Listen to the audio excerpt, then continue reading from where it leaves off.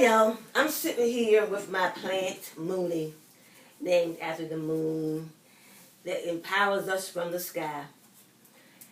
And I wanted to share briefly in this video about the people who have married as Christians. Your wife was a Christian, you were a Christian, and then you or she or he decided to depart from Christianity, and you're still married. So now you have opposing religious stances. What do you do when you don't believe basically the same anymore? What do you do when you have left Jesus the myth as Lord and Savior, and your spouse continues to embrace that mythical character? Well, the best advice I can give from my own particular awareness is that love transcends our differences. And it's a way to handle the differences that keep love in the flow.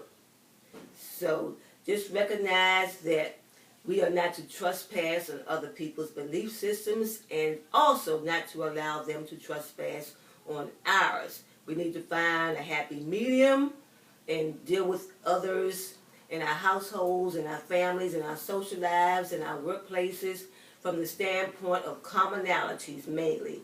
We all have things in common, so we can get on that grid, on that square, and deal with them with those topics that don't cause schism and division and undue arguments.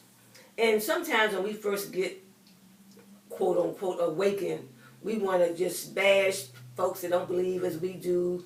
We want to become, as I was talking to a friend of mine on the phone today, extreme. And then we get pushy and we get sort of forceful.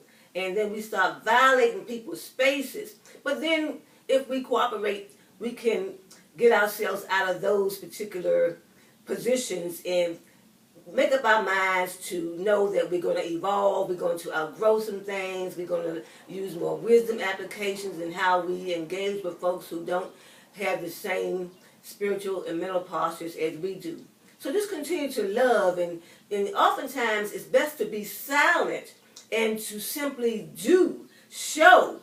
And when we show and we live amongst people, our changes and alterations in our spiritual landscapes and in our mental landscapes, they're just so obvious that it cannot be denied, and people do observe. And sometimes when they observe our different positions and postures, they start to question and ask about, why we are this way, and they'll notice that we have become calmer, and we handle our anger, we manage our anger better, and we're more loving, and we're more understanding and respectful of differences that people have with us. So a lot of times it's a matter of being quiet around those who don't share our beliefs, but just show them by your disposition, your demeanor, your attitudes, and how you're gonna love them despite and regardless of, because love again transcends. And just be a thoroughbred. And I love people when they have those ownership walks. Walk like you own the spaces where your steps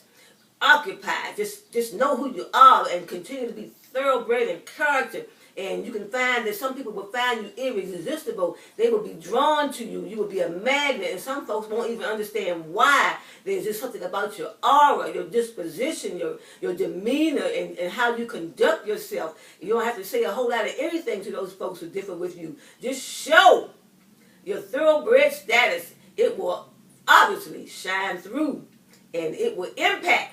So just don't be concerned about them coming over to your side of believing and so forth. They may or they may not. But you just do you, own you, stay in your square, and know that their journey is not yours, and vice versa. Don't trespass, and don't allow yourself to be trespassed upon. Yourselves, I should say, to be trespassed upon. Make sure you keep your boundaries intact, and respect the boundaries of others, because it's about sharing and caring.